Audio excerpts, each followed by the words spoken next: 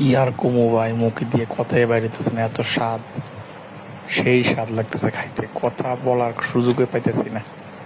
হাড়িটা চড়তে এত মজা লাগতেছে।